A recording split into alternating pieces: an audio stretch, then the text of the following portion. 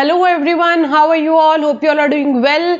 This is a quick video. यहाँ पे हम बात करेंगे फटाफट क्या कि हमें पेपर आईडीटी कैसा लिखना है। यहाँ पे पेपर कैसे लिखना है ताकि मैक्सिमम आप स्कोर कर सको। बहुत ज्यादा इंपॉर्टेंट पेपर है कल आपका। यहाँ पे आईडीटी पेपर जो है भाई 75-80 मार्क्स बहुत आराम से लाया जा सकता है। एग्जामिशन बहुत ही आराम से आ सकता है। कुछ छोटी छोटी सी बातें हैं जो मैं क्विकली आपको बता दूं, आप बिल्कुल याद रखें और क्या करें, बिल्कुल वैसे ही पेपर अटेम्प्ट करें। सबसे इंपॉर्टेंट यहाँ पे आपका कॉन्फिडेंस बिल्कुल बढ़िया होना चाहिए। पिछले पेपर जैसे हुए कोई दिक्कत नहीं है। अभी क्या करना है, आगे के टाइम पे कंसंट्रेट करना है, आगे के पेपर पे कंसंट्रेट करना है। आईडीटी आपको बहुत ज्यादा हेल्प कर सकता है एग्रीगेट के लिए। सारे ही स्टूडेंट्स को पहले भी बहुत हेल्प किया है, ठीक है। तो कुछ चीजें याद रखनी है, जैसे कि आपके प्रैक्टिकल क्वेश्चंस जो हमारे यहाँ पे आते हैं या केस स्टडी बेस्ड पहले बात करेंगे। केस स्टडी बेस्ड क्वेश्चंस जो आते हैं उनके आंसर्स आपको हमेशा कैसे लिखने हैं, legal provisions, discussion and analysis and conclusion. One line का कंक्लूजन जरूर होना चाहिए, ठीक है। तो सबसे पहले आपने लीगल प्रोविजन कोट कर देना है, उसके बाद डिस्कशन एनालिसिस सेक्शन रहेगा और उसके बाद कंक्लूजन में वन लाइन में कंक्लूजन रहेगा।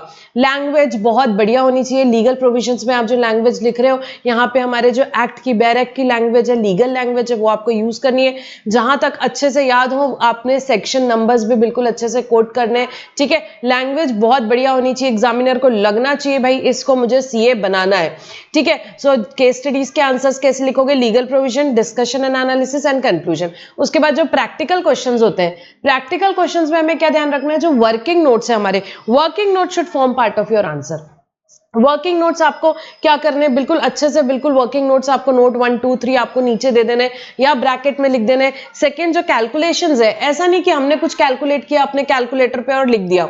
अब इसमें अगर कोई एक चीज आपकी गलत हो गई तो उस केस में एग्जामिनर को कैसे पता चलेगा, तो आपको क्या करना है, कैलकुलेशंस ब्रैकेट में लिखने हैं ताकि एग्जामिनर को पता चले कि आपने क्या कंसेप्ट के बेसिस पे उस आंसर पे आप पहुंचे हो, ठीक है। स्टेप मार्किंग होती है तो आपको कैलकुलेशंस भी ब्रैकेट में लिखने हैं। वर्किंग नोट्स आपको पूरे नोट्स 1 2 3 एकदम क्लियरली लिखने हैं। आपका पेपर एकदम क्रिस्टल क्लियर होना चाहिए। यहाँ पे जहां जहां जो जो अजम्पशन लिए हैं आपने अपने मन में नहीं रखना, एग्जामिनर को पता चलना चाहिए किस अजम्पशन के बेसिस पे आप किस आंसर पे आए हो।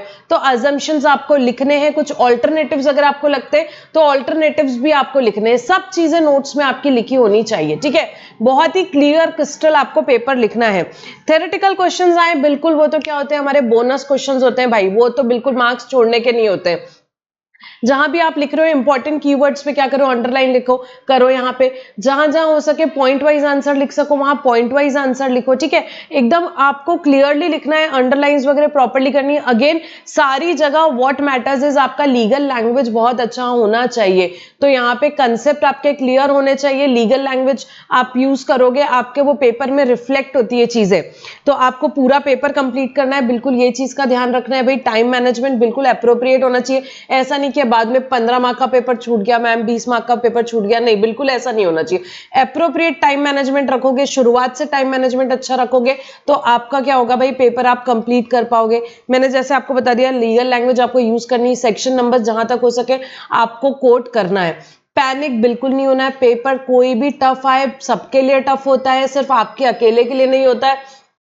इजी इजी क्वेश्चंस उठाने हैं, उनको सबसे पहले अटेम्प्ट करना है। ऐसा नहीं करना है कि जो सबसे ज्यादा मार्क्स का क्वेश्चन है वो अपने को सबसे पहले करना है, ऐसा बिल्कुल नहीं करना है, ठीक है। छोटे छोटे क्वेश्चंस उठाओ, फटाफट मार्क्स आप फेच करो और उसके बाद में क्या करो, उसके बाद में जो आपका जो कंपलसरी क्वेश्चन है उसको आपको क्या करना है भाई, एंड में कर लेना है।